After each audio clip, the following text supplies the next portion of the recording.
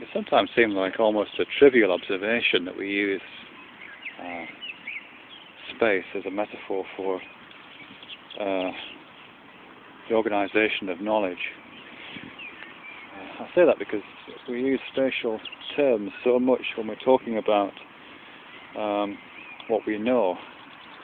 You know, we say things like seeing things from my viewpoint or from my perspective, or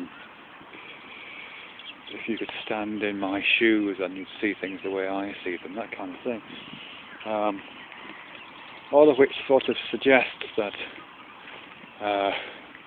that our knowledge of the world is oriented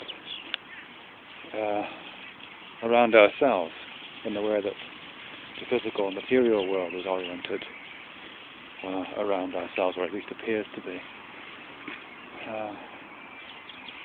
I'm reminded of this again, though, that I've just been looking at a video of Sweetser, actually, the linguist, talking about viewpoint and gesture, particularly sign language.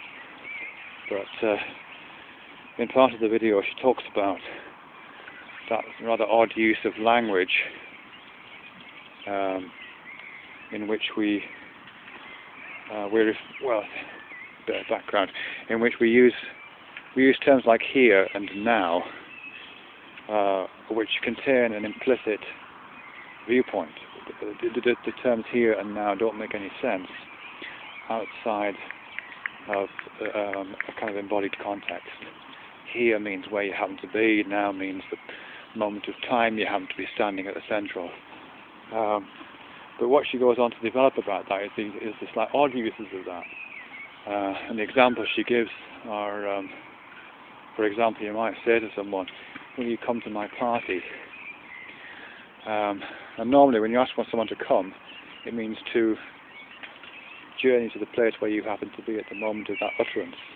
But of course, if you say, come to my party, then quite likely you will not be coming to the place where that sentence is being uttered. It will be in some other place, in some other time.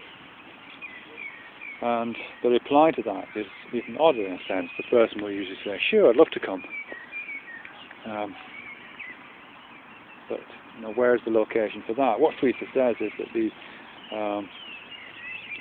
location for that, the here-ness, rather than it being associated with the place that you're standing, is associated with the person making the initial offer. So, come to my party.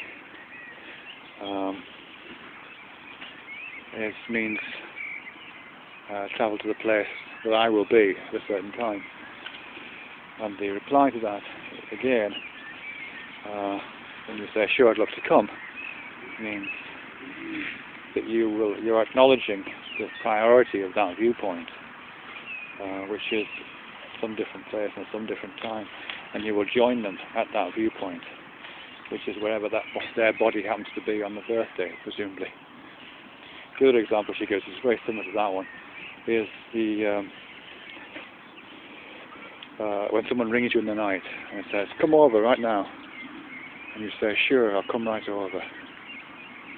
But of course you're not coming, you're going.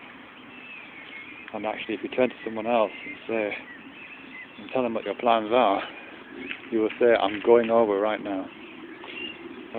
And again, what's happening there, according to Sweetser, is that you're associating the viewpoint, the centre of that kind of knowledge space, with the person making the initial utterance, and you're making and your acknowledgement of the centrality of that viewpoint is contained within your